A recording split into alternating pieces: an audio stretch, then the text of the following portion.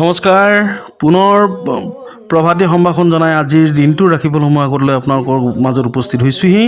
আজি ভাস্কৰাব্দ 1431 শকাব্দ 1946 আৰু খ্ৰীষ্টাব্দ 2024 চনৰ বহাগ মাহৰ 10 তাৰিখ মঙলবাৰ, ইংৰাজী 23 এপ্ৰিল।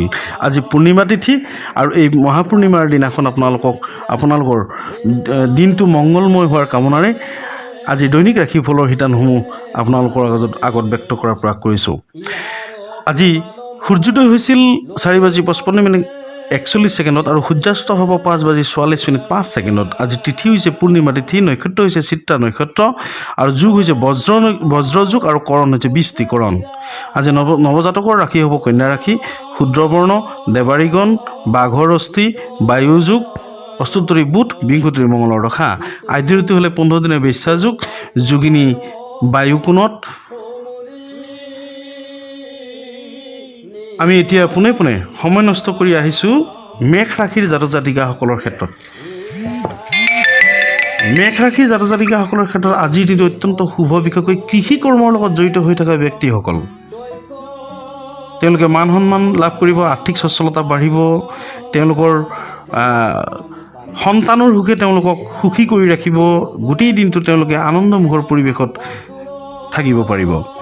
বৃষ ৰাশিৰ জাতক জাতিকাসকলৰ ক্ষেত্ৰত আজিৰ দিনটো কিছু অশুভ বুলি বিবেচিত হৈছে। বিশেষকৈ তেওঁলোকৰ শৰীৰ পীড়া, শাৰীৰিক অসুস্থতাই তেওঁলোকৰ পীড়াদায়ক হ'ব বা পুৰণা বেমাৰ বা পুৰণা ৰোগ পুনৰ তেওঁলোকৰ উক দি উঠিব।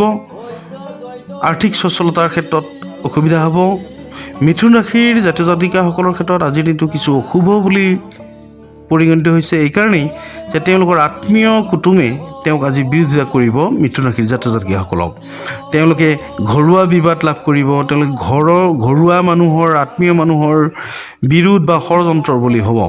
শিক্ষাৰ্থীসকলৰ ক্ষেত্ৰতো আজিৰ দিনটো অশুভ বুলি বিবেচিত হৈছে। কৰ্কট ৰাশিৰ জাতক জাতিকাসকলৰ ক্ষেত্ৰত আজিৰ দিনটোত টকা পইচাৰ ক্ষেত্ৰত জটিলতাৰ সৃষ্টি হ'ব যদিও ভ্ৰমণৰ যোগ আছে আৰু এই ভ্ৰমণত শাৰীৰিক কষ্ট লাভ কৰাৰ সম্ভাৱনা আছে।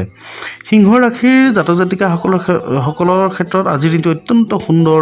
ব্যৱসায়িকসকলে তেওঁলোকে নতুন ব্যৱসায়ৰ সন্ধান লাভ কৰিব, উপাৰ্জন বৃদ্ধি হ'ব, নতুন মানুহৰ লগত সংযোগ ঘটিব, নতুন বন্ধু লাভ কৰিব। শিক্ষাৰ্থীসকলৰ ক্ষেত্ৰত নতুন শৈক্ষিক বিষয় আয়ত্ত কৰিব পাৰিব। কন্যা ৰাশিৰ জাতক জাতিকাসকলৰ ক্ষেত্ৰত আজিৰ দিনটো অত্যন্ত সুন্দৰ। তেওঁলোকে সামাজিক কামত প্ৰবৃত্ত হ'ব, তেওঁলোকে সন্মান লাভ কৰিব, তেওঁলোকে মৰম চেনেহ, শ্ৰদ্ধা চেনেহ ইত্যাদি আজিৰ দিনটোত লাভ কৰিব পাৰিব, যদিও ঘৰুৱা অশান্তি কিছু থাকিব। তুলা ৰাশিৰ জাতক জাতিকাৰ ক্ষেত্ৰত আজিৰ দিনটো অত্যন্ত সুন্দৰ। বিশেষকৈ ব্যৱসায়ীসকলৰ ক্ষেত্ৰত আজিৰ দিনটো তেওঁলোকে আৰ্থিক সচ্ছলতাৰ লাভ কৰাৰ সময়। বিশেষকৈ পানীয় দ্ৰব্য আৰু লোহাৰ সামগ্ৰী বিক্ৰেতাসকলৰ ক্ষেত্ৰত আজিৰ দিনটো অত্যন্ত সুন্দৰ।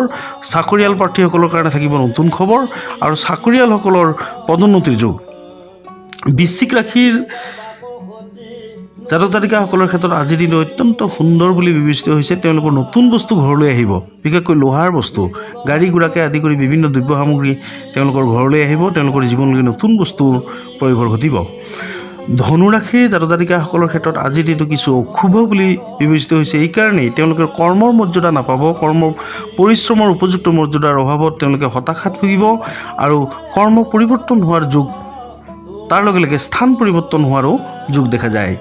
মকৰ ৰাশিৰ জাতক জাতিকাসকলৰ ক্ষেত্ৰত আজিৰ দিনটো অত্যন্ত সুন্দৰ। বিদ্যাত সুনাম কঢ়িয়াব আৰু মকৰ ৰাশিৰ জাতক জাতিকাসকলৰ ক্ষেত্ৰত সন্তানৰ সুখ্যাতিয়ে তেওঁলোকক আনন্দিত কৰিব, গৌৰৱান্বিত কৰিব। কুম্ভ ৰাশিৰ জাতক জাতিকাসকলৰ ক্ষেত্ৰত আজিৰ দিনটো অত্যন্ত সুন্দৰ। উত্তম ভোজন, উত্তম বস্ত্ৰ আৰু উত্তম খাদ্য গ্ৰহণ কৰিব আজি কুম্ভ ৰাশিৰ জাতক জাতিকাসকলে। আৰ্থিক দিশতো সচ্ছলতা লাভ কৰিব, ব্যৱসায়ীসকলে আনন্দিত হ'ব, ব্যৱসায়ীসকলৰ আৰ্থিক সচ্ছলতাৰ যোগ। আৰু একেবাৰে শেষত মীন ৰাশিৰ জাতক জাতিকাসকলৰ ক্ষেত্ৰত আজিৰ দিনটো অত্যন্ত সুন্দৰ। তেওঁলোকে কৰ্মৰ উপযুক্ত মৰ্যাদা লাভ কৰিব। চাকৰিয়ালসকলৰ পদোন্নতিৰ যুগ, চাকৰিয়াল প্ৰাৰ্থীসকলে নতুন খবৰ লাভ কৰিব। বন্ধু বান্ধৱীসকল, এয়া আছিল আজিৰ দিনটোৰ দৈনিক ৰাশিফলৰ শিতান।